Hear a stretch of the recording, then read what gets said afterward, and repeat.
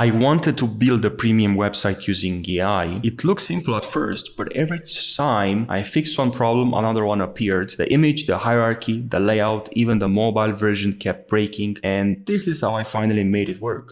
I found 3 images on Pinterest. I took the best idea from each one and then I combined them into one prompt. That prompt helped me create the main image for the website. I started on Pinterest searching for Binance-inspired web design and UI ideas. I looked through different layouts until I found 3 references worth combining. And also worth mentioning, there's so many other websites that I use for inspirations. I'll leave some websites in the video description. The generated image had empty areas around the edges. I selected those gaps with the lasso tool and then used Generative Fill without adding a prompt. Photoshop automatically extended the image and filled the missing space.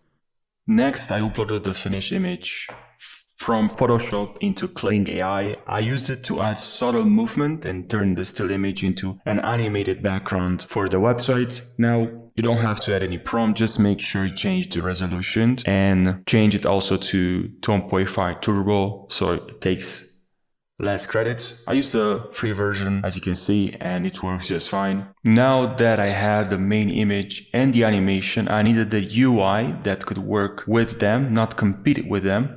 So I searched through Pinterest, Binance, Drupal, and Figma community to study different layouts, typography, and interface styles. I already had a direction in mind, but I just wanted to test several ideas before choosing one. So I used the prompt building tool to describe the style more clearly, then gave the prompt and the original image to ChatGPT. The first results were not right. Some designs covered too much of the image, while others had weak hierarchy. I kept testing until the image and the interface felt like one design that I was looking for. For the final corrections, I marked the exact areas I wanted removed so the AI understood what needed to change. Once the UI direction was clear, I imported it into Google AI Studio and started turning the concept into a real website. I could have copied the design exactly, but I wanted to explore a different version first and find something stronger. To use the animation inside the website, I first uploaded the video to Cloudinary. Cloudinary hosts the file online, gives me a direct link.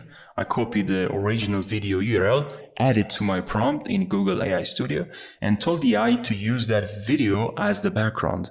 Now, once the video was working, I tested few layout variations. I moved the main UI slightly left and then right, adjusted the spacing, checked which version created the strongest visual hierarchy, and after that I finalized the hero section. So that is the final website. I created the image, animation, UI, and the full page using the free AI tools without writing code.